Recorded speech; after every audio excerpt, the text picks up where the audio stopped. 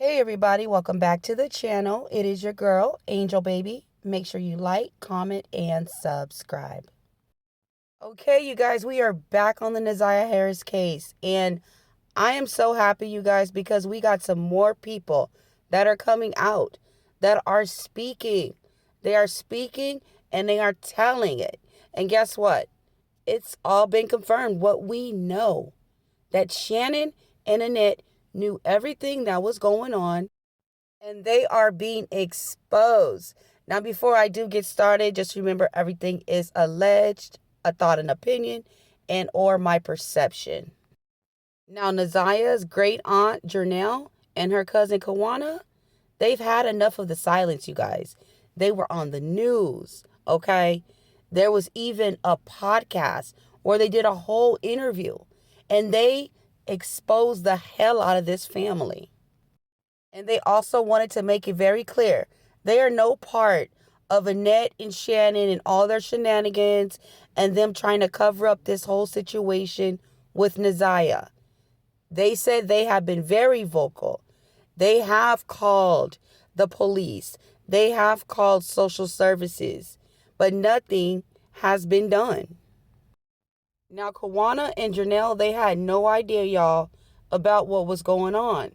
That is until Shannon called Janelle and told her about an incident that happened at the birthday party.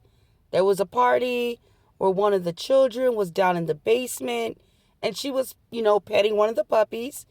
And Jarvis came down there and he touched her inappropriately. You guys, Naziah, right along with some other kids, came out and said that Jarvis was being inappropriate with them. And what happens? Nothing. Because Shannon and Annette, they cover it up. They say, oh, the kids were lying. They just made it up because he didn't want to give them any money. Knowing his history, knowing what kind of person he is, they didn't care. They didn't protect the children. And you guys, do you know there is at least 5 other CPS reports? Yes, that's right, you guys. 5 other reports. Nobody did anything. These children were crying out for help. And then you have Annette and Shannon essentially covering their mouths. They silenced these children. They continue to try to silence these children. But they got to understand everything in the dark eventually comes to the light. And they getting exposed today. Children, pretty much all the children were at the house, the grandchildren. There was one little girl who was another Annette's other sister's daughter was there. Now this child had never been around Jarvis alone before. Or I think she might have been at the birthday party or something, adult birthday party, but it was at a hall. But she was at Shannon's home, and this young lady was so afraid. Shannon's telling me this. She ran upstairs, frantic and afraid and scared, and wanting to go home and wanted to call her mother because Jarvis touched her inappropriately while she was in the basement playing with the puppy. Shannon says all of a sudden, while she's up there and she's trying to calm this little girl down and talk to her, Jarvis comes and knocks on the door and says, "What's wrong with her?" And I said, "Shannon, why are you calling me? Is he dead or is he in jail?" Mm-hmm. No, he left. What you mean he left? Call the police. Well, I'm about to take her home, then I'm going to call my mama. What? So I called her back like maybe 30 minutes later. Like, did you call her? Bring the kids home tomorrow morning. She going to talk to him. I'm like, no, y'all don't need to talk to him. You need to contact the police. She did not contact the police. I found out later the police were never contacted. The next day when I called Shannon, I talked to her. She said, my mama talked to them and said the kids ended up telling us they lied. They was mad because he wouldn't give them no money. So I called Annette and I said, Annette, are you guys going to call the police? She said, yes, we're handling. I'm going to call the police. So I left it alone. Like, she going to call the police. Shannon assured me that the police had been called, they were involved, there was an investigation going on, all of this. This was in February 22. Well, in April of 22, I called Shannon in a lie. The police were never called.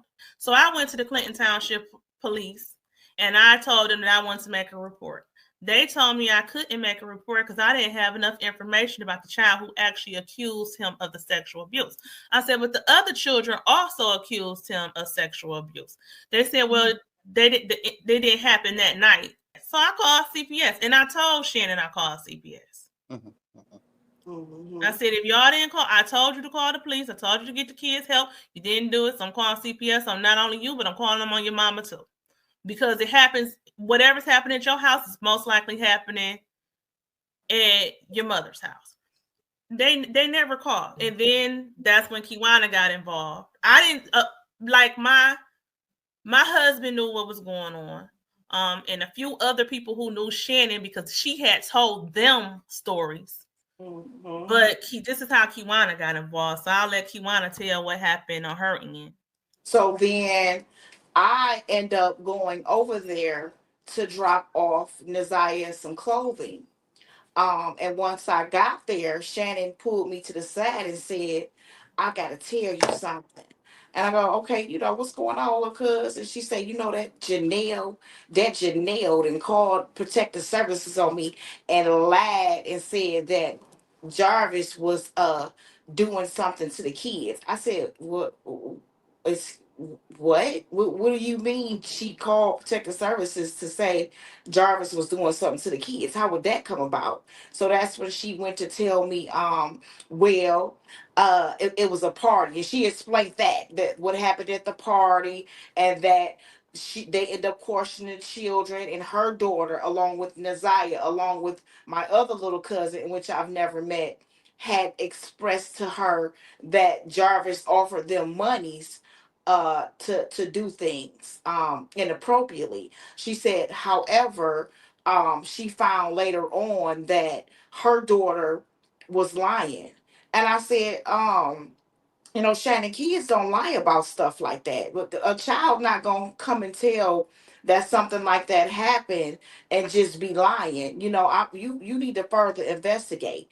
No, that Janelle just trying to start some stuff. And so we began to go back and forth.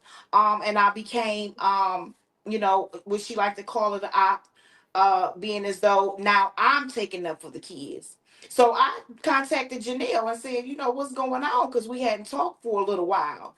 Told me what happened and what transpired. So that's when I called Protective Services. The initial incident happened in February of 2022. I was told that the authorities were involved. When I found out that the authorities were not involved, Shannon was lying to me. 22 or 24? 22. 22. Whoa. Okay. So in April of 22, I figured out another incident happened where a child was doing some sexually inappropriate things. And I said, well, what's going on with the case? And isn't she in counseling? And you need to go to the police and take the phone. She sending pictures to somebody on Instagram. She had told somebody else. She tell people this stuff like it's nothing. Like it's the normal everyday thing. She told somebody who wouldn't even related her to this story, and they called me to tell me what she said. And then I called her to ask her about it. So that's when I called CPS in April, when I found out she had lied to me. April, which year? 2022. Mm-hmm. Mm-hmm. So then Kiwana called me. I don't even think it was like maybe 3-4 weeks later. Kiwana called. Other family members had already called and were calling when all of this was going on because I wasn't getting any response from CPS. The CPS worker that I talked to told me the children denied it. I said, so look at the adults. If the children are not going to tell you I said, would you take the children out of the household and question them? No. I'm like, because they're afraid to say anything because they're in the Shannon and Annette looking right in their face.